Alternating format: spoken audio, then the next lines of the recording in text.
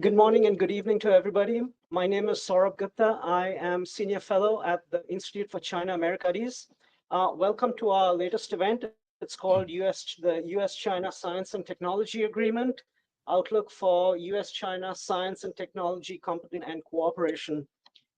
The news ever since Trump has come into office has been about tariffs, the Liberation Day, reciprocal tariffs of April 2nd. And so it's all been more or less trade policy related. But little by little, again, we see the issue of export controls creeping into US-China relations. And that discussion, to some extent, has even scuppered the tariff talks that the two sides were having. Technology, obviously, is a very important issue in US-China relations. It's never going to go away. And it's, in fact, coming to the center of the relationship again. Technology competition is something which is a reality, and at the same time, technology has been an arena for cooperation also. And as some of you all may know, during the latter part of last year, during late last year, the U.S. and China renewed their science and technology agreement, and this was something which folks, specialists, had been looking at great detail with quite a degree of anticipation, because it was not clear whether it was going to happen or not. And in fact, it did come through, which good news. The conversation we're going to have today is therefore stepping a little bit away from trade policy, talking technology policy, talking science and technology policy, with regard to the US, with regard to US and China. We will be discussing the US-China, first of all, the Science and Technology Agreement, and then we will widen the discussion to larger issues involving science and technology competition and cooperation between the two countries, especially in this Trump administration. We've already heard talk with regard to denial of visas, or how should Chinese students in critical fields be provided visas. Trump has gone this way and that way. So it is an important issue. And so these are all issues that we want to touch upon today in our conversation. The way we will go in our format for the discussion today is we have 4 speakers. I will introduce them shortly. Each speaker will speak for about 6 to 8 minutes. Thereafter, we will have a discussion phase featuring all the other panelists with that speaker. There could be questions, there could be comments, and my role will be just to kind of facilitate that conversation.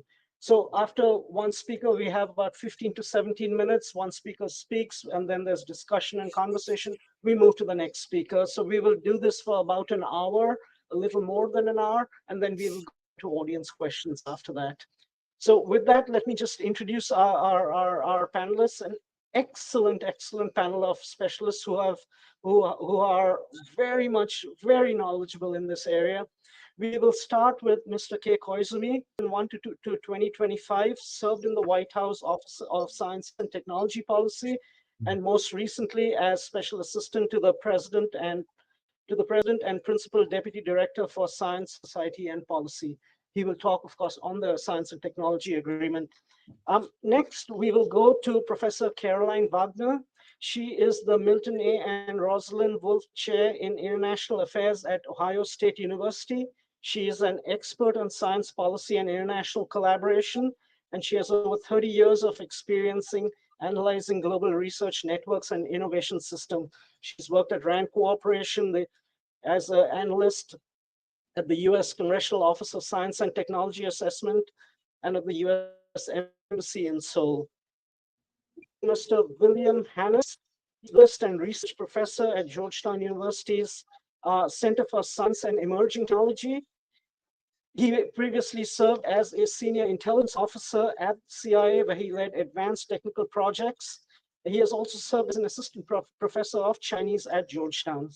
And finally, rounding out, we will have Mr. Denis Simon speak.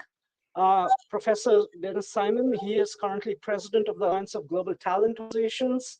He served as Executive Vice Chancellor at Duke Kunshan University of the U.S.-China Innovation Dialogue Experts Group. With that, let me hand over to Kei. The discussion question that we have for Kei is this: Given your vantage point within OSTP in the Biden administration, what were the important revisions from the US's perspective? More importantly, why was it felt that it was important to renew the STA rather than let it lapse, given the administration had not been shy in selective decoupling across a range of sectors? Okay, floor is yours. All right. Thank you all for the chance to talk to you today. So let me answer your second part of the question first, and then come back to the first question, and then back to the second question. So it's important for the STA to be in effect and renewed. It has been a foundation for U.S. China cooperation, not only in science and technology, but in a number of other areas. I'm very mindful, and I want to share with you that the U.S. China STA was the first accord that was the United States signed with the People's Republic of China in January of 1979, soon after diplomatic relations were restored. And it has been renewed multiple times, including in the Obama administration in 2011, and also in the Trump administration in 2018. Now, the agreement was about to lapse in 2023. It was temporarily extended a couple of times in 2023 and 2024. And now we are at the point where this 5-year US-China STA is renewed and revised. So let me take you through some of the important revisions that the Biden administration felt was important to make. But before doing that, I want to clarify that this is a government-government agreement, and it covers government cooperation in science and technology by, in the US case, federal and national laboratory scientists. It does not cover, scientific activities by private sector or university researchers in the United States. It does not necessarily cover, federally funded research, but because government to government cooperation is such a foundation of our bilateral relationship, it was important for this agreement to be renewed. But at the same time, as all of you know, the world has changed significantly since 1979 and even since 2011 and 2018. In the meantime, we have recognized that there should be some limits to the topics that are subject to cooperation. Also, we recognized that we needed to protect some important attributes in scientific cooperation.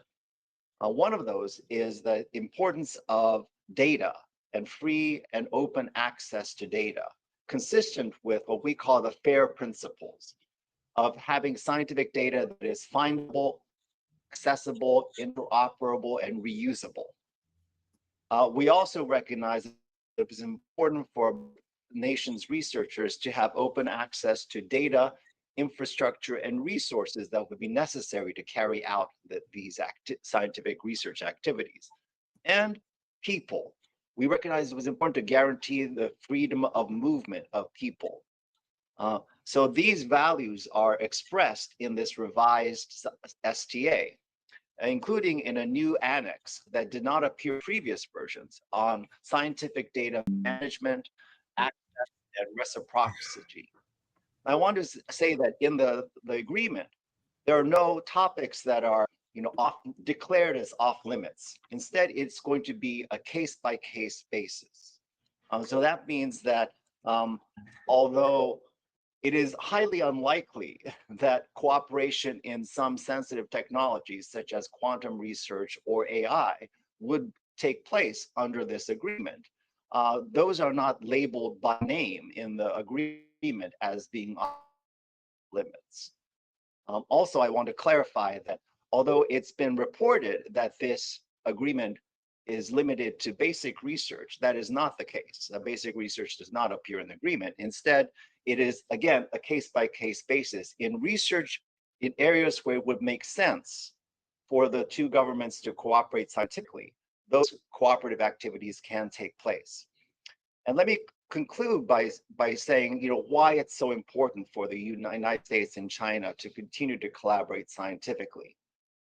Number one, the United States and China relationship is the strongest and most intense among nations in the scientific community. Of all the bilateral pairs of nations that exist in this world, United States and China, their researchers have the most collaborations in scientific research, which is not surprising because the United States and China are the two leading superpowers.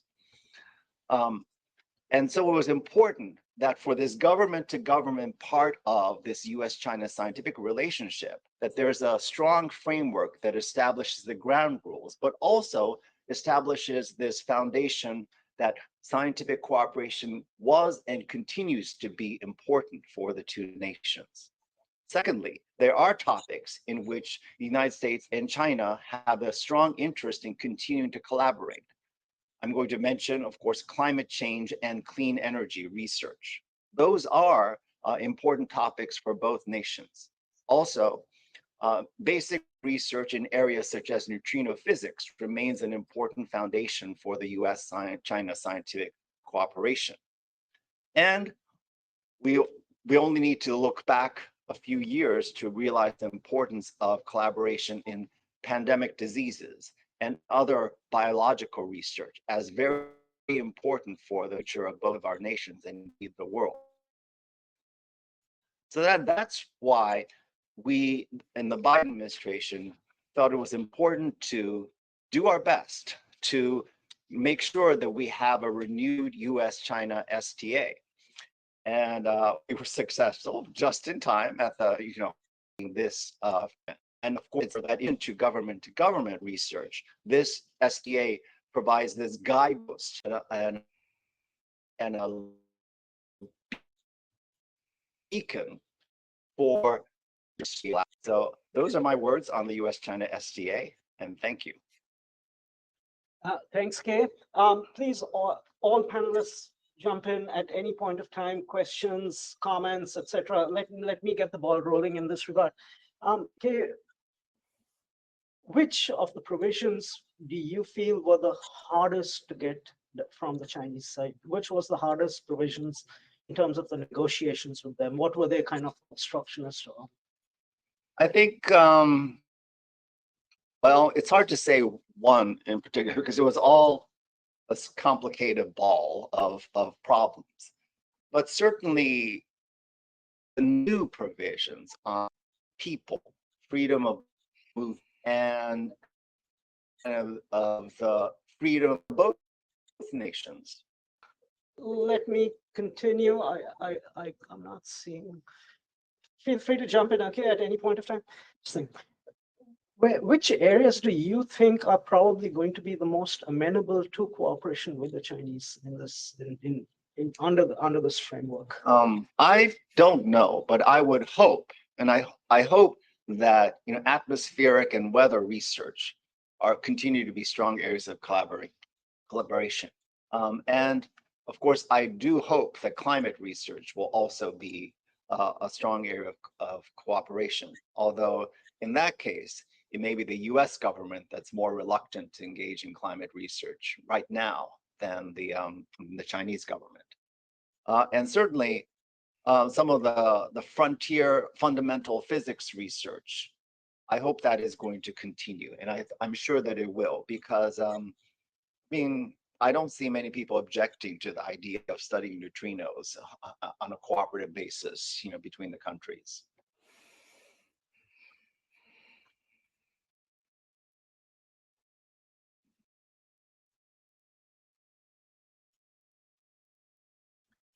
This is when my fellow panelists are invited to jump in. I'll jump in. I'd like to ask Kei his views on the extent to which you see agreements reflecting a kind of not really a clash, but a difference in cultural approaches to cooperation. And does the agreement help to smooth that out, or do they just more highlight or exacerbate cultural differences and approaches to collaboration? I am not sure, though, that it actually, the agreement itself does anything in terms of resolving or creating some of these cultural differences. But what's notable, and I had not mentioned this, is that there is a dispute resolution mechanism that's specified in the agreement, which I think is important. The true test will be whether that is ever used. Then we'll see if like cultural and scientific research methods will be mixed up and whether they can be resolved or not through this mechanism. There is also an exit mechanism in which, you know, a nation can withdraw from this unilaterally with sufficient notice. I hope it doesn't come to that, but you know, certainly the agreement keeps in mind that there will be differences, that there will be, even after a project agreement is signed, or even after research gets underway, there may be differences that need to be resolved through this kind of dispute mechanism. Of Congress to the STA during the course of the negotiation and once it got concluded? Well, Congress, let's say about half of Congress was not happy that this was being negotiated and eventually signed out. The Republican half, and even some of the Democrats as well. And certainly that was motivated by research security concerns and by being so-called tough in China. So it was not a smooth rollout to the Congress. And there were calls by some members of Congress to repeal this, or it was a bad thing for the Biden administration to have. Let's move on to Caroline Wagner. Her guided question is, given your extensive work on U.S. China and international collaboration in S&T, could you elaborate on the areas of research cooperation that have benefited from the STA? How has U.S. China S&T collaboration held up in the time since President Trump first entered office in 2017? And what are your expectations on? Good. Yes, first of all, let me say thank you so much for organizing, Sourabh, and to ICAS for hosting this important discussion. This is certainly the right time to be asking these questions. We know that over the last 20 years in particular, we've seen U.S. China collaboration increase, sometimes at exponential rates, where we have worked together increasingly. And as we have worked together, what we've seen, two things that I would note. One is that about 2013, 2014, China became the US's top international collaborative partner. And it's very notable that Kei Koizumi mentioned that we are the two science superpowers. That would only be acknowledged, I think, within the last few years. I think from the US side, there was some surprise and concern when we began to see China emerging at the frontiers of a number of very important science and technology areas.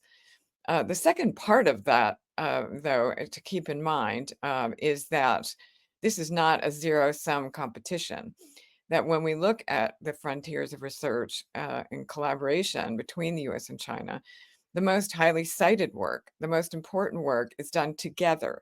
So while people in the US and in China will do work on their own and it will receive notable attention from other researchers, the most noted work is done collaboratively. And that's true even in the most critical areas, things like biosynthetics,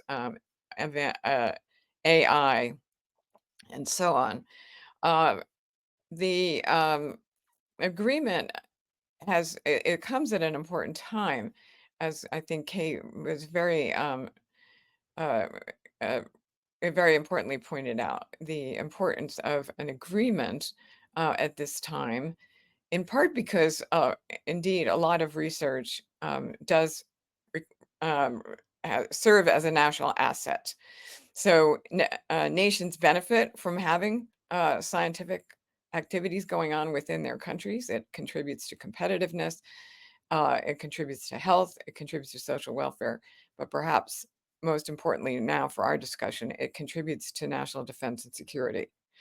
The concern about the contributions of to national security underlies a number of the concerns, at least on the U.S. side, about the extent to which collaboration has enhanced China's ability to build a military capability. And indeed, they have a civil military fusion policy that recognizes the importance of the two functions and their complementarity to one another. So we know that commercial research and basic research contributes to military and defense research.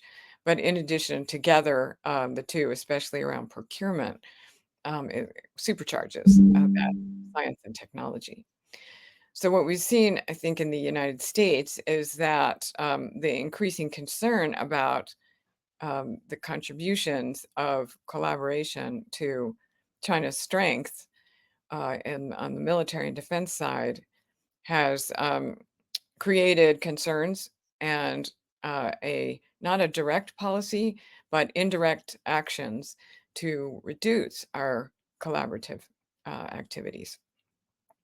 China remains our top collaborating partner, but indeed, U.S. China collaborations have dropped since about 2018. And at that time, we see, of course, the Trump's China initiative looking into the actions of individual people in the United States and their relationship with China. But in addition, there were changes within China and China's policy as well, and an interest in self-reliance and increasing self-reliance in science and technology. And so we see, I think, policy shifts on both sides that influenced the drop in collaboration. I recently looked at the nature of the drop in collaboration, and I saw what I expected to see, and that is the drop in collaboration has occurred in those fields that are most closely related to defense and security. There are some areas that have continued to increase in collaboration, things like health and environment, as Kei is calling for increasing and continuing our work together. There are many areas that have benefited that Sourabh mentioned that have benefited from our collaboration in the past. Very great advances in energy research, health research, geological research, paleontology. I mean, all of these fields have greatly benefited from our collaborations in the past. And going forward, what I see is that the concerns about collaboration are influencing people's willingness to engage, even when there's no direct policy that says don't work with this or that institution or on this and that topic.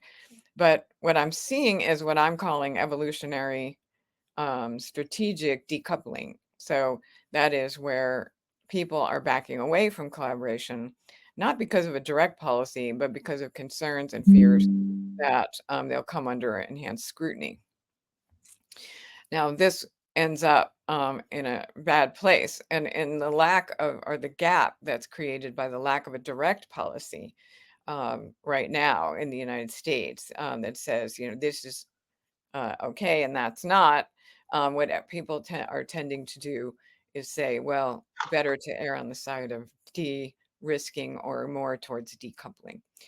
That's a concern because, as I said at the very beginning, it's not a zero-sum game. There are many, many places where U.S. China collaboration could be greatly beneficial to the United States. We need to be clearer about where those areas lie, and the S&T agreement we have now doesn't do that. So to some extent, we do need a clearer set of demarcations around the topics that wherein we work, and then perhaps more of a bilateral dialogue around these questions, because right now individuals are trying to make decisions in a policy gap. So with that, I think I'll pass and also look forward to comments by my fellow panelists. Oh, thanks, Caroline. Can I just jump off straight with the one question? And you briefly touched upon it in terms of, China also is moving towards self-reliance, et cetera, and in the early 2020s, they had this huge government reorganization and it's ongoing, of the S&T policy framework. How does that, or how has it impacted us, or how, at least, it's still ongoing. So how do you anticipate that impacting science and technology cooperation between the US and China? One of the impacts that it is having is a much greater engagement between Chinese researchers and what we might call the global south, or developing countries. China is very heavily engaging with those countries. They've signed science and technology agreements with dozens and dozens of countries. Dennis and I wrote a paper about that, about science and technology agreements between China and so many, many countries. And so we see, in fact, China is extending its reach out to many more countries than just focusing on the US, which was the case in the past. But now we see them extending out and engaging across the world, which is, to me, it's very fascinating. It is also something that I think strategically we should be thinking about. Um, in terms of where the US and China go together, this, I think, is, as I mentioned, I think is a point of kind of critical departure at this point in time. We need to really be having a much more intense dialogue about where we work together and what the boundaries and conditions are by which we do that. Great. Dennis, I'm going to get you in. Just let me run one last question by both Karen and Kei out here. And that is that, related to this, this government reorganization in China and S&T and all, has it reduced the visibility into their S&T ecosystem in any way for US researchers or for the US policy, for government officials? Is that a consideration, or has it become a little harder to understand how decision making is happening in this area? What, Caroline, you first.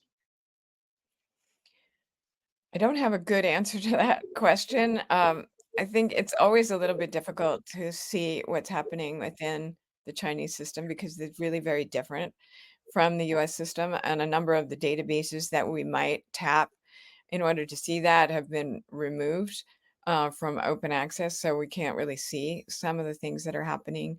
Um, Mostly what I'm relying upon are the international databases rather than what's happening within China. So that's limiting. It would be better if we could have more visibility, but that's not China's way. They tend to hold things closer and tend to make decisions in very different ways from the West, and perhaps in ways that people in the West don't truly understand. This is where Dennis can be very helpful, I think, to give us some insight into that. So I would like to have more visibility into decision making within the Chinese system, but for now, we're relying on indicators. Yeah. Was this a consideration during the STA? I will agree that I don't think the reorganizations in the Chinese government have had much of an impact on our ability to understand and see what's going on in China. I think that it has more to do with, the changes in the bilateral relationship, and that we have decoupled in many ways, government to government. For example, the first time I was in the White House and during the Obama administration, we had, frequent U.S. China bilateral science technology dialogues. Those did not happen with my office during the Biden administration.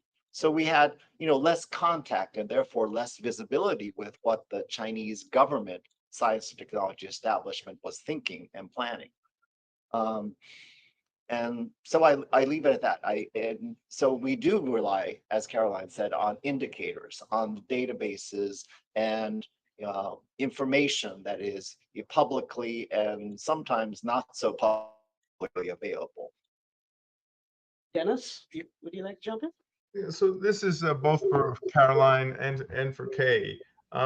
So in the original agreement in '79 and all the way up through this last renewal, there was a joint commission that met every 5 years, or even sometimes there was a subgroup meetings, and that they had an important function, one to introduce new project areas for potential collaboration, but also they were doing some monitoring as well of what was working and what kind of problems were there. And the Joint Commission often served as a vehicle to help solve some problems.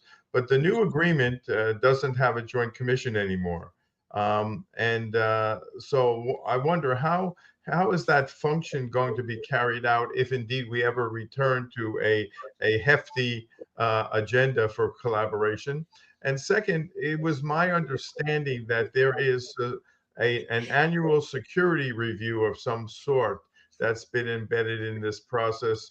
Maybe it's just simply on the US government side that they have to take stock of anything that might be unsettling or make people uncomfortable that things are going ahead. So maybe you can comment on both those, the Joint Commission, and if there's any kind of annual security review.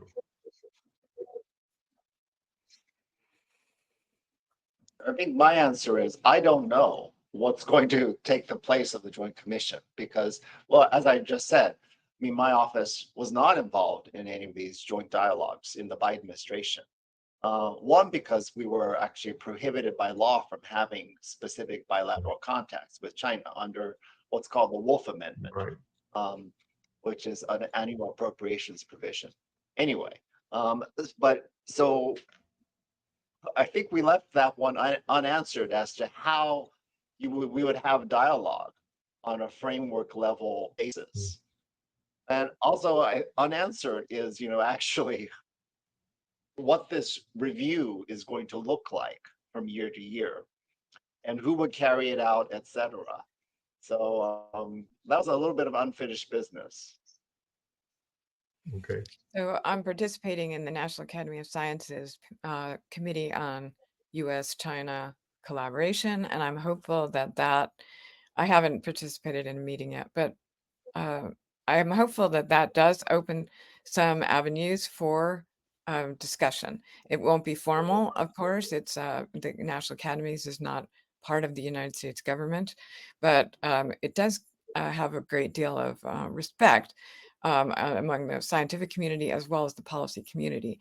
So to the extent that we can use that as an avenue to discuss these questions, I'm hopeful that will be the case. In addition, I'm participating in the National Science Foundation's working group on responsible internationalization or international collaboration. And that group also is asking somewhat similar questions, but more about the governance structures around how to do collaboration. My concern being more of a view of let science flourish and so on, follow the science rather than, than try to govern it from the top down, is the extent to which we're in the process of developing a structured rules about collaboration, which is by nature going to reduce the freedom of research to explore new areas, to be truly innovative. So that my deepest concern right now is that as we put in place rules and regulations, guidelines and constraints, that we're actually reducing the ability of the system to innovate and to be truly creative. And my concern is that we need to have greater discussion about that.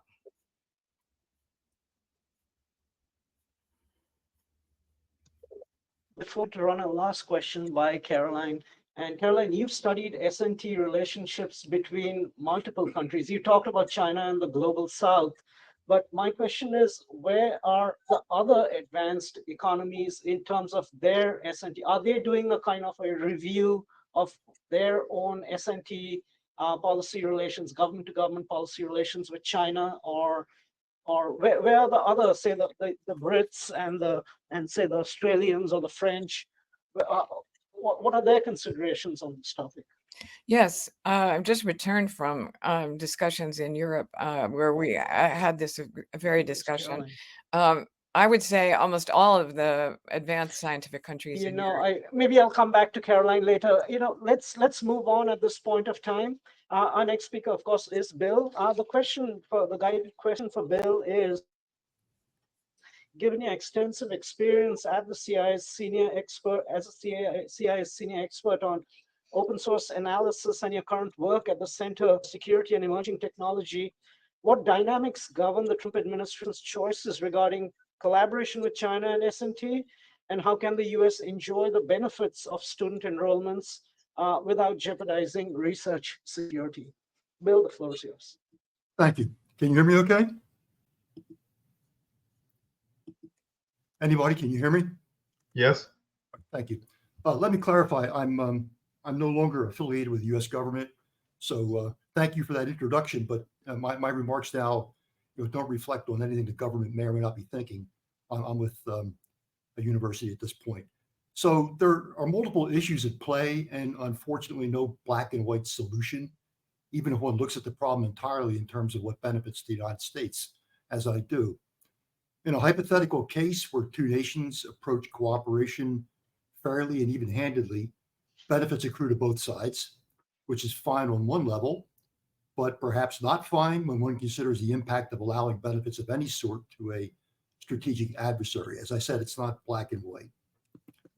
That is, it may be better to forego the benefits of collaboration if it erases a critical advantage enjoyed by the US over China, which until recently was true of basic science.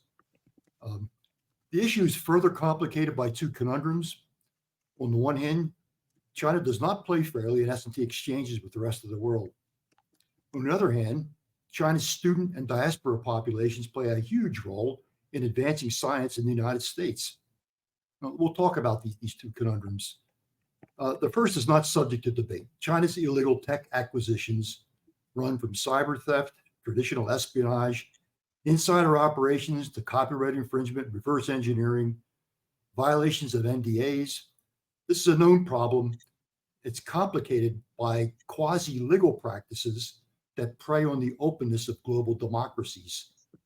Some examples are China's talent programs, the external ones, parallel labs, overseas support guilds, transfer fronts, and a dozen other venues and practices identified in our research, all of which are abetted by a shared state-level framework of cooperation. Now, these unfair practices have caused some in our legal and research security communities to embrace total exclusion of Chinese US-based research and exchange. But a clearer example of throwing out the baby with the bathwater cannot be found. Let's look just at artificial intelligence, where my team has some expertise. China has achieved near peer status in most areas of AI. They outgun us in applications and is on track to achieve parity or dominance by 2030. So there are real gains to be made through collaboration, or to be totally cynical, opportunities for us to reverse or even subvert the transfer process. In terms of raw talent, Chinese AI researchers lead the world in number of published papers, conference presentations, AI graduates, patents. More than a third of the AI researchers in the United States hail from China, and another large fraction bear Chinese surnames. Their contributions to US research far outweigh the inevitable leakage of proprietary technology and represent an advantage to the US that no sane American would ever want to give up. So the question is not whether to collaborate, but how can collaboration happen without its downsides? And I think you have a second question for me. I can. That had to do with how does the US enjoy the benefits of Chinese student enrollments without jeopardizing research security? Yeah, there are a few. Yeah, I can respond to that. There are a few common sense policy initiatives that would eliminate many, perhaps most, of the ill effects of student enrollments and collaboration overall. First of all, the venues that enable China's informal tech transfers are known or knowable. China needs to co-opt participants. So this is not, this information is available and should be shared with US academic and industrial compliance offices. And I think most importantly, we need clear legal guidelines on what is and is not permissible, and communicate these guidelines to non-US citizens contemplating research in the United States. Scientists caught up in China's transfer operations often do not know what they're participating in, let alone their legality. Third item, I think the US government should encourage foreign researchers with needed skills to remain in the United States. We don't need to be pushing them out the door. You can do this by fast tracking citizenship, conditioned on their respecting of intellectual property.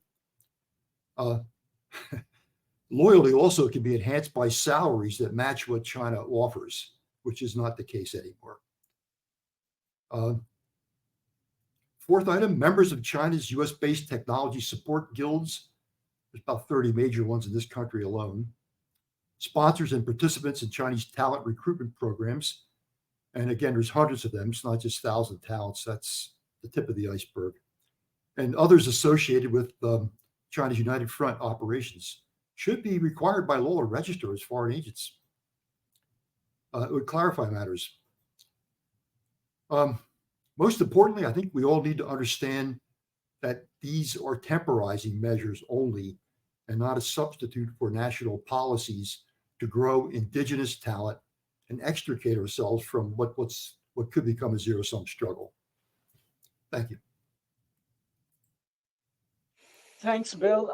First of all, before I get to you, Bill, my apologies, Caroline. I understood the problem. There were some issues at my end, and I cut you off on your last answer. Can I request you if you could just finish your answer? I'm sorry for the problem from my end. So it was on that S&T, and how are the other advanced economies dealing with that?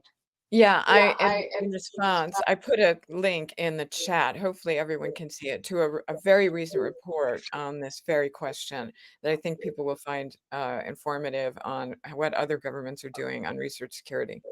So I will leave it at that. Sure.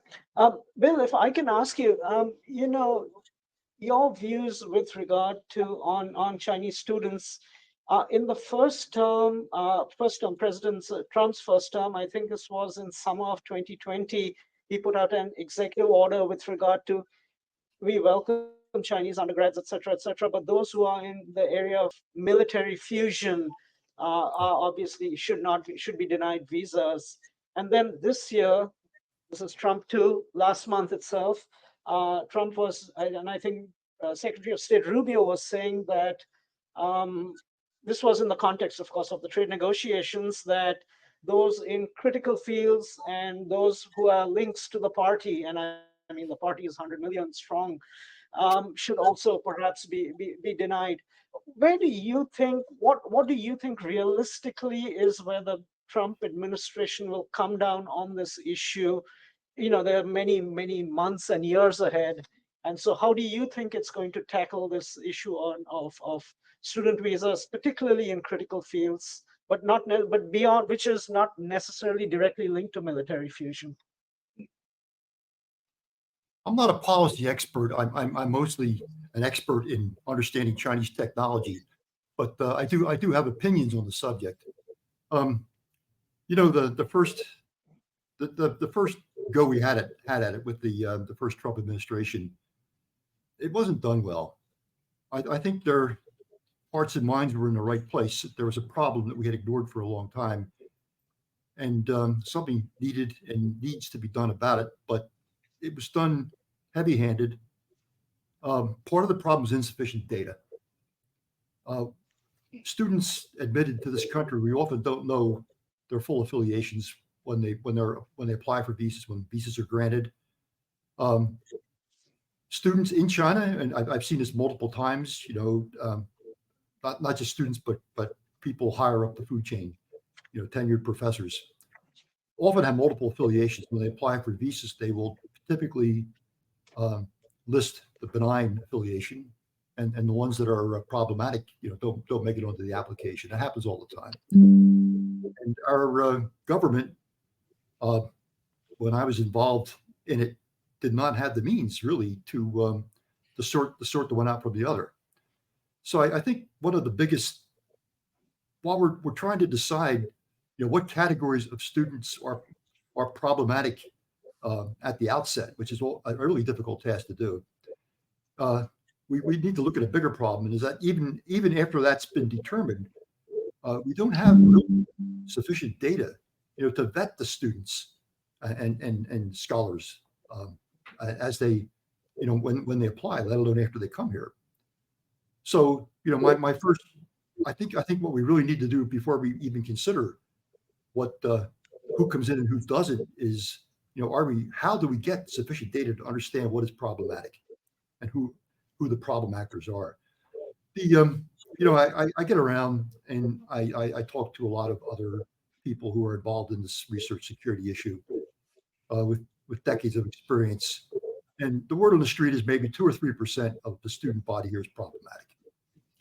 And the rest are here to do research. Let them do their research. I think rather than looking at, who needs to be excluded, I mean, that needs to be done. What we really need to do is how can we win the loyalty of those people who want to come here and get them to stay here and work on the U.S. behalf. So policies, however they fall, I'd rest easier if I knew they took these bigger issues into account. Please feel free to jump in and let me ask another question if there's none at this time.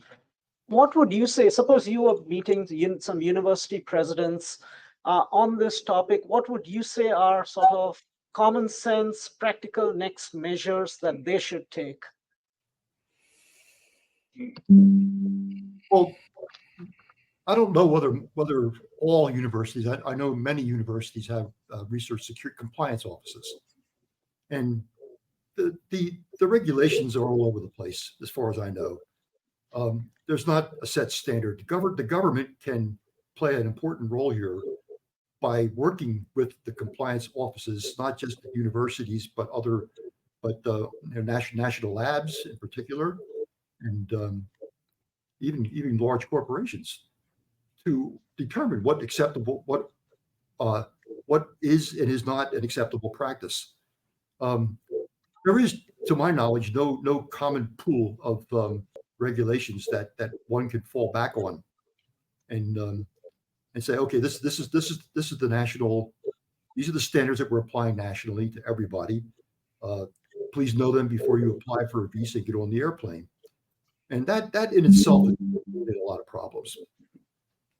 For example, if you're invited to take a so-called short visit to China, which are basically debriefing sessions, to spill your guts out and go back and get some more information, maybe that needs to be reported to the compliance office.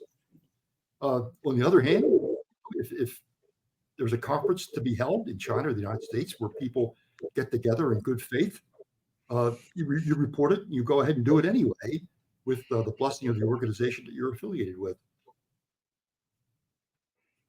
I would Caroline, note that go ahead, Caroline, please. Yeah, thanks. I would note that National Science Foundation has established the Secure Center, which is established in a way by the university community. It's being what's called co-created. In other words, the rules and regulations aren't being pushed from the top down. There is not a set that is being determined by government and then pushed into universities, but universities and research security officers are working together to discuss the best ways to help their universities operate as freely as possible with some awareness of concern. I would say from my own experience of helping to establish Secure Center with National Science Foundation that it was determined fairly early that profiling individual people was not going to be a good way forward. That was just simply, from the point of view of logistics, was incredibly difficult, and then also really wandered into some ethically difficult areas. So the question isn't going to be one of, how do we find the bad actors? It may be that from a U.S. perspective, in terms of our own culture, and our own the structure of our own policy, as well as our investments in research, that we focus more on running faster and being more competitive and innovative, rather than trying to cut out the edges where we think there might be bad actors. In those cases, we end up perhaps injuring ourselves more than we stop any kind of incursion into secrets at the edges. I agree with both of your points. I presume you're talking about the secure spelled out in capital letters project. Yes. Yeah. I was involved in that in the assets. It's from the onset. It's a good initiative, and I'm hoping that it really does get the that succeeds, and these guidelines manage to get spread around through all the organizations, so they have a common basis for understanding what the problem is. But to your other point, I've been complaining about these informal technology transfers for a decade and a half, maybe 2 decades. So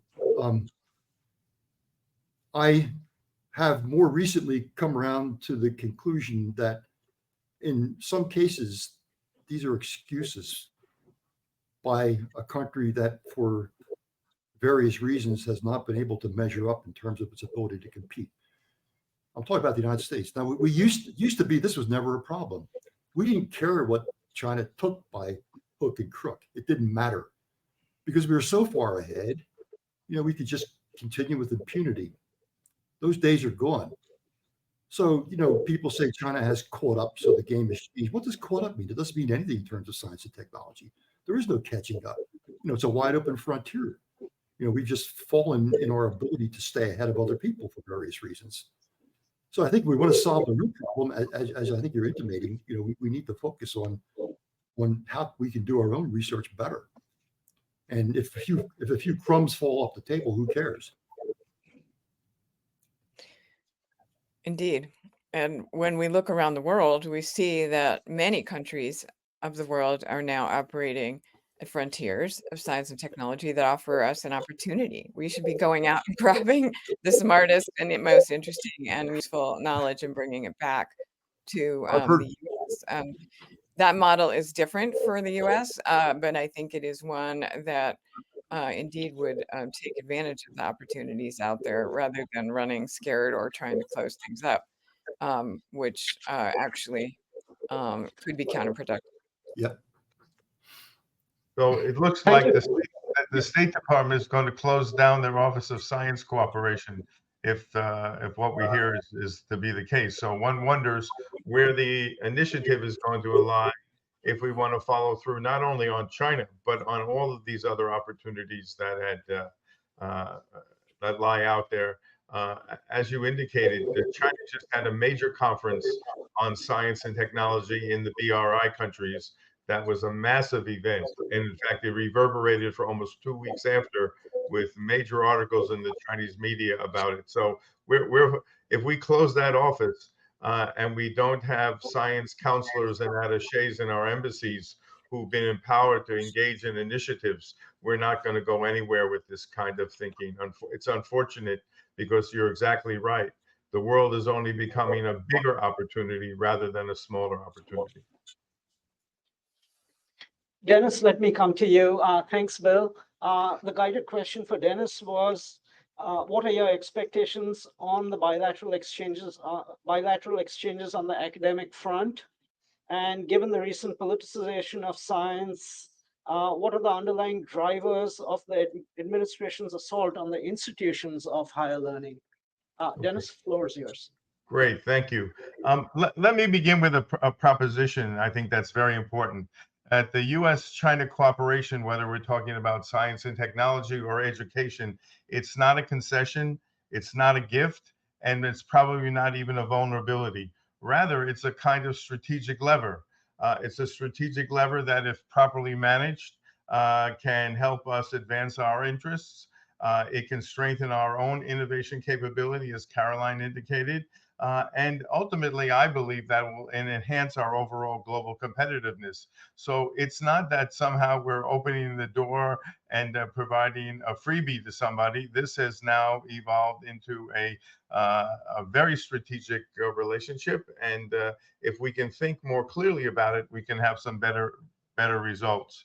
So unfortunately, right now, as you've all sort of suggested, the previous speakers, we're at a rather unsettling moment in the with respect to U.S. policy, where our institutions of higher education, once viewed as engines of innovation, instruments of diplomacy, and vehicles for asserting U.S. global leadership, they're now under assault. And there's no other word for it than assault, because that's where this has occurred, and it's no more apparent than in the bilateral S&T relationship and education relationship with the People's Republic of China. Unfortunately, today, according to some OECD data I just recently saw, the U.S. now ranks in the mid-20s in terms of our academic spending on R&D as a percentage of GDP. So even if our absolute number is high, over 80 billion, the percentage that we're contributing among the 32 OECD countries actually puts us in the lower third tier in terms of where we are. So we have a big problem where we once were, we're no longer there. So let me begin by just articulating what I think is at stake here. As Kei indicated with science and technology, the same can be said for the academic exchange relationship. It is one of the cornerstones and has been one of the cornerstones of our engagement. Thousands of Chinese students have pursued advanced education. The number is somewhere over 3 million Chinese have gotten either degrees or advanced degrees in the United States. And also, let's not forget that Americans have indeed built collaborative bridges with Chinese counterparts in everything from chemistry and even parts of AI to public health, clean energy, and also let's not forget the social sciences and humanities, even though that doesn't seem to get a lot of attention. And these interactions have always been at least grounded in the idea that there would be mutual benefit for both sides. Maybe not equivalency in benefit, but clearly there would be mutual benefit, maybe measured in different ways. Ultimately, particularly in the STEM areas, we've had joint patents, we've had co-authored papers in tier 1 referee journals, we've had medical breakthroughs, and we've had enduring personal relationships, in some cases lasting for 25 to 30 years. And now, all of a sudden, these relationships that were, as I said, foundational elements in the bilateral relationship are framed as threats to our national security. And we must remember that these attacks are occurring against the backdrop of China making massive improvements in its higher education system and enhancements in its own domestic R&D system. And particularly in the higher education sector, the progress being made in terms of building up research capability and in terms of curricular design and curricular reform, as well as in faculty quality, are all assets that the United States needs to tap into rather than run away from. And I think, unfortunately, many would have us run away from these. To understand this assault on higher education in the United States, I think we need to understand what I believe are the 3 main drivers driving the Trump administration. The first one is that there is a prevalence of using a national security paradigm to look at China and thus end up with a kind of zero-sum result. And many of the decisions made during Trump 1.0 and now Trump 2.0 have cast the U.S. China relationship not as one of managed competition, which I think was under the Obama administration, but one of existential confrontation. And this also became true in many parts of the Biden administration as well. So in this kind of framing of existential confrontation, what happens is that every Chinese student or scholar becomes a potential spy. Every research partnership is viewed with suspicion. And the universities that host these students or facilitate these collaborations are depicted as either being naive or even worse, complicit. And as a result, we've now had this experience with students being threatened with visa revocations, more FBI investigations, even beyond the closing down of the China initiative, and very close congressional scrutiny. Every day there's another paper coming out of the Molinar Committee about the evils that are emanating out from China, particularly damaging to any kind of idea of a revival of scientific exchange. The consequence of this is that we're living in now a kind of period of a return to academic McCarthyism that punishes openness and erodes trust and makes it difficult to approach one another. We've seen this evidenced in the discussions about tariffs and trade, and it exists even more so in discussions about technology. The second driver, I think, has to do with the ideology that's built into the thinking of this administration, particularly the idea that we are being led by elite institutions and a kind of liberal intellectualism, more broadly speaking. The attacks on U.S. academia that are going on right now, they're not just about China. There's a deeper, I think, populist current within the Trump space that sees universities as bastions of liberalism, globalization, and a place where the deep state ultimately lies inside our system. Professors are not educators, they are indoctrinators, and science is no longer objective, it's being politicized. And higher education ceases to be a public good, but it is a privilege only enjoyed by elites. And so we end up having that when we try to collaborate with China, even though it is indeed becoming increasingly a competitor, that foreign policy gets fused with anxiety about our own domestic inadequacies. And it becomes a dangerous combination for doing damage not only to our external relationships, but most important, within our own country itself. And third, the idea of scientific integrity and expertise in policymaking are also being threatened. We've seen so far a systematic devaluation across government of scientific and technical expertise. Just look at the appointments in the cabinet. From the sidelining of career scientists to the abandonment of evidence-based policymaking, the message has been clear. If knowledge doesn't align with the political narrative, dispose of the knowledge.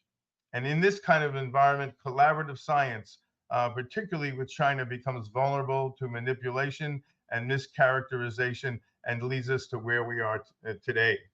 So where are we headed? Where are we going to go in the future? I think, again, we are at an important crossroads, not only for our bilateral relationship, but for our whole innovation system. And the current posture towards China serves as a vehicle, I think, for raising these important questions. Linkage with China provides us with benefits, access to talent, helps us foster innovation, helps us build coalitions through intellectual leadership. In trying to protect America from China, what we're actually doing is damaging the very institutions that gave the United States its competitive edge in the first place. So let me be clear. Surely there are national security concerns and risks of espionage or IP theft. These are not things that are being made up. They do exist, but they must be addressed with greater nuance, greater transparency, and much greater proportionality. Not with sweeping bans, racial profiling, or some kind of demonization of an entire cohort of international students coming to the United States. We need something which I would call smart openness. Openness well managed and well implemented. And if we can find a path to do this, I think that not only can we accomplish our goals in an economic sense, but also we can do it without sacrificing the values that I think are very, very important. One of the most important things in the U.S. China higher education dialogue that I've been running is the Chinese request for a roadmap. They said to us, look, we understand there are some fields that are going to be off limits. So let's create a red light, green light, yellow light system. Red light, okay, we know we're not going to collaborate, let's say, in certain areas of AI, absolutely off limits. But green light, there's many things, as Caroline and Kei have all indicated, are all open for possibilities. And even if we take into account the Trump administration's disdain for climate change and clean energy policy, remember, drill, baby, drill. There are so many other things on the agenda that we can point to that we have a great opportunity to restore that relationship. So we need to reclaim the narrative today.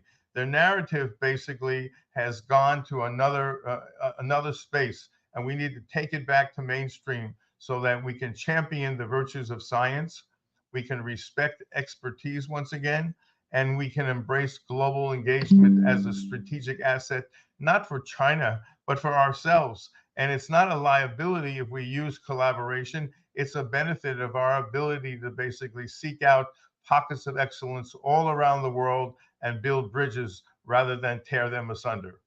And I'll stop right there. Thank you. Thanks, Dennis. I know you touched upon it and right towards the end, and you spoke eloquently about it, but it's begun to get kind of baked into the system in a very partisan way.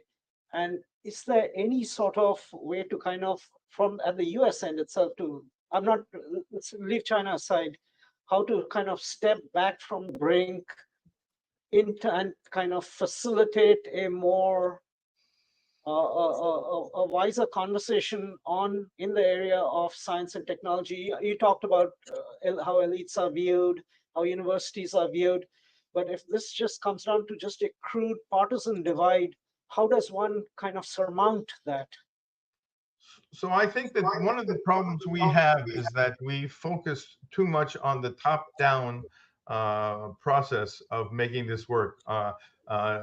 Xi Jinping meets with Donald Trump and they sort out the problems. But I think in the midst of all of that, as Caroline suggested, there's a lot of interest and a lot of activity that can be from the bottom up.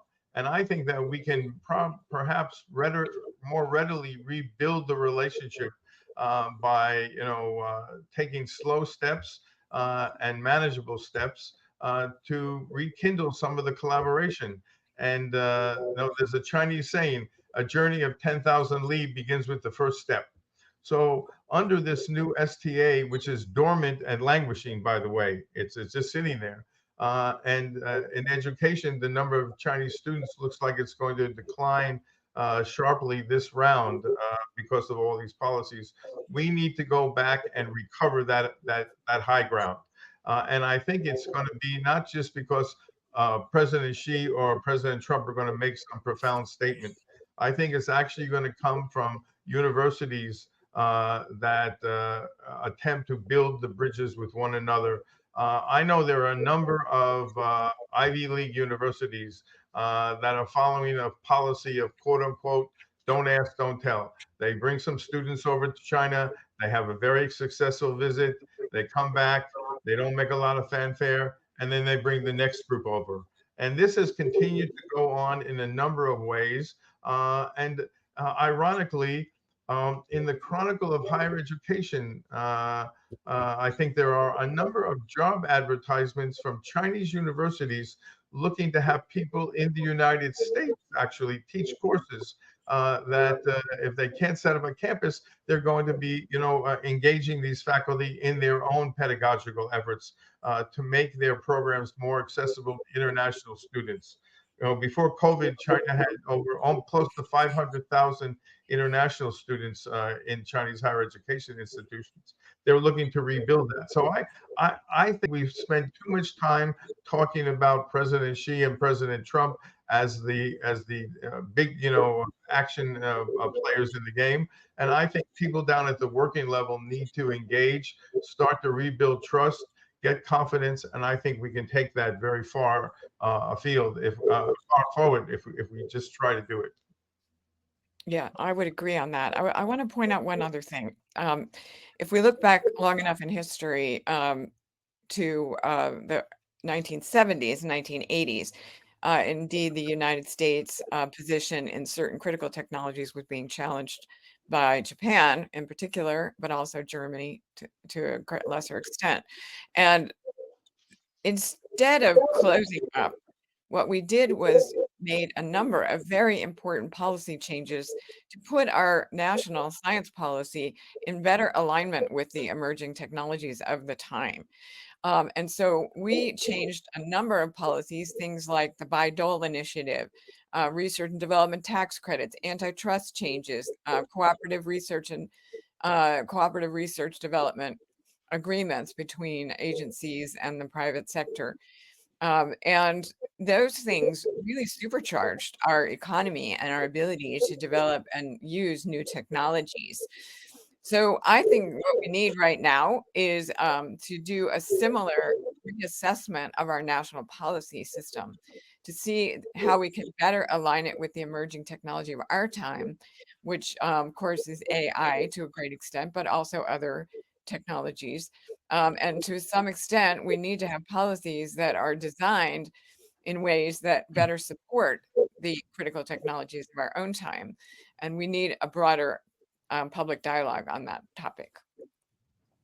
So let's go back even further in history to the 1950s and 60s. Dennis, you might remember them. I do. Carolyn, I don't think you do. This is a long time ago. But how can we compare the situation that existed during the Cold War with the Soviet Union to the situation that we have now with China? Carolyn, you gave examples. Germany and Japan are both liberal democracies. The former Soviet Union was not.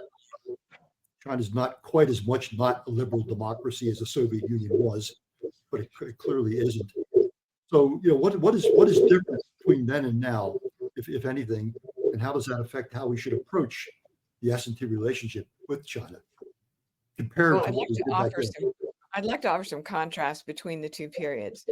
Number one is it was possible at that time for the United States to have much greater autonomy in science and technology. We were one of the very few nations to come out of the Second World War with a fully intact science and research system.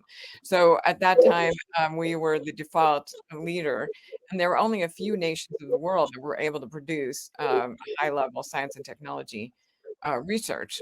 So it was easier to constrain and control access to that. As a result, what we saw is two basically identical science systems grow up, let's say, between the West and the USSR, where it was very inefficient because we were both, it was redundant, but it served our political system at the time. But since the 1980s, what we've seen is a rise of an incredibly influential international collaborative network of researchers who are not constrained by any kind of public policy. There's no international Ministry of Science that governs what's happening. And so what we see is at the same time that this network emerges, in addition, many, many more countries of the world now operate very effectively at the research and development frontiers. And so really we have a very great interdependence at the global level, which China has been able to use to their advantage in terms of growing their system. So in terms of decoupling, it's a very difficult thing to do when you have an intense networked organization.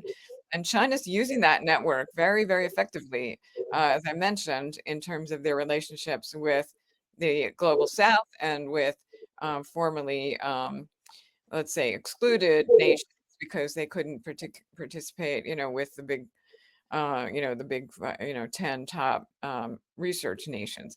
So it seems to me, well, on one hand, we could learn things from history. I think it's important to do that. On the other hand, the nature of the international system now is completely different from what it was in the 1950s, and also must respond to the changing geopolitical order, even as we try to continue to do good science. Let's also remember one thing. Let's not understate what this new STA actually accomplished. I think there's a tendency to say, okay, we have an STA, no big deal. But actually, there are four big things that were accomplished by this new STA, because I would be the first to say the pre-existing one was obsolete. It didn't reflect where we've come from over the last 30, 40 years. But first of all, right now, we have a firm set of boundaries around any kind of sensitive research. The agreement basically tells us, not specific terms, but it basically lays out we're not engaging in any kind of sensitive research. Second of all, we have the legal tools now in terms of personal security to protect our scientists, and we also have a vehicle to protect our intellectual property within that agreement. Third, we have a kind of structured transparency and a guarantee of reciprocity, or at least negotiated reciprocity, where we can put on the table problems and issues that are standing in the way of full reciprocity. And most important, we have leverage. The leverage is that throughout that negotiation, my understanding is that we were the ones making primarily the demands, and the Chinese stayed the course. Why? Because they were interested in maintaining the collaboration. So the thing that has not come through is we have not formalized our interest in the collaboration, our interest in the rekindling of the collaboration, and therefore we do not have any institutional mechanisms in place to begin to advocate. That's why I was so concerned about the lack of a joint commission, because we don't know how we reach out across the board.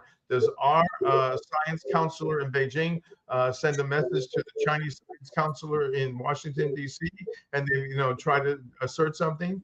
The current OSTP office, I don't know how anxious they're going to be to get back in the game. Kei may remember history of OSTP, but when Frank Press was the head of OSTP and Jay Keyworth were the heads, they were the principal instruments through which we engaged with China at a very high level about moving forward in science and technology. We've lost that impetus, and we've got to find it somewhere in the system if we're going to end up actually rekindling any kind of collaborative relationship. But we have a good agreement. It's not perfect by any means, but the agreement, it has these guardrails in it that everyone thinks about guardrails. We've now got the guardrails. So, and it includes, as Kei noted, data security and personal security, which were two of the main negotiating things. Chinese scientists are protected when they come here, and our people are protected when they go there. So the data security laws and the national security provisions do not block them from engaging in honest, legitimate research, only to get told, oh, you can't take your teeth out, or you can't leave the country. These things were all anticipated in this negotiation and were put right there to see in bold language in the agreement. So let's give some ample credibility to that agreement, because it does a pretty good job of getting us beyond the limitations of the pre-existing agreement. So I think your point about leverage is a good one. And one area where I'd like to see it applied, Carol, you alluded to this earlier. China's not as open as it had been at one time in sharing, the results of. I'm talking about policy decisions. I'm talking about scientific papers in Chinese language or in English. It used to be you could pretty much see anything you wanted to, but now the major aggregators, there's 3 or 4 that matter. We subscribe to them, but you ask for a particular paper that is there based on the metadata, and you get an answer back from the aggregator. You can't have it because it's a secret. Me is the term they use, and it didn't happen once or twice. It happens a lot. This research is being denied to us, and it somewhat hampers what we're trying to do here. And I've heard other people complain about it too. I'm wondering if any of you have run into the same problem, and if that's the case, can the STA be used as a vehicle to encourage China to be more open, so we have a better window into what's happening over there, so real collaboration can happen? It's a good point. So to give you an example, the head of CASTED, the Chinese Academy for Science and Technology for Economic Development, just moved to become the new head of ISTIC, the Institute of Science and Technology Information. Okay, so this guy is a pretty open guy, at least from what I see. So it's not that I disagree that we haven't seen some imposition of limitations that weren't there before. We don't really realize how open China had become, including putting the budgets of their ministries, including most, on their website, and we saw how money was being spent and all of this. Some of this is disappearing gradually, etc. Another one is CERN. We ought to have a counterpart agency or organization of people being able to talk to these organizations in China and to begin to have a dialogue about all of this. The problem with our relationship now is, as I said, we're too centered on the big leaders at the top, and we need more organizational engagement, dialogues, more conferences, more seminars, more workshops, where a lot of stuff gets accomplished below the radar and we start to see movement. That's how we got from the 1980s to the 2010s in a very productive kind of way. And then we lost that once the dialogue and talking stopped. And I'm just telling you, I think we need to get a way back to that. And that's not going to be because our two big leaders at the top are going to say, this is good and give it their blessing. I think we just need to make it happen. Caroline, Kei, would you like to put a last input? I think we're out of time, something short from both of you. Well, I will just say thank you, Dennis, for summarizing the four reasons I like this U.S. China STA renewal so much, including, and I will confirm that at every step, it was the Chinese government that was perhaps more motivated to conclude this agreement than at times the U.S. government was. And I think it points out that it is an important framework. And although it may only cover a limited volume of research, especially in this administration, I think as a framework, it does point the way for, addressing some of the issues that we've identified, which is, personal security, data access to research results. The agreement by itself is not going to guarantee the access to Chinese research papers. It only actually guarantees that for projects that would take place under this agreement. But it does show, in principle, two governments agreeing that having findable, accessible, interoperable, reusable data and research results is an important principle for the two nations to uphold. So on that cautiously optimistic note, I want to say thank you all for listening. And we have a lot of work to do here in the United States to make sure that this strong tradition of U.S.-Chinese research and education collaboration continues. And I look forward to collaborating with everyone on this call, but of course, people in the audience in making sure that we continue that tradition. Caroline?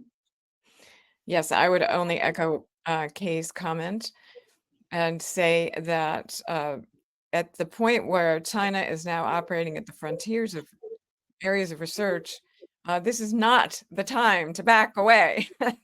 This is the time to look for ways to work more closely together and put those areas where we can cooperate, mutually engage, and use this knowledge, hopefully for good, for human advancement, and for mutual benefit ahead of any other concerns that we have.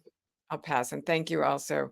I'll also add my thanks to ICAS and the panel. Really wonderful conversation. Thanks, Caroline. Thanks, Bill. Thanks, Dennis. Thanks, Kei.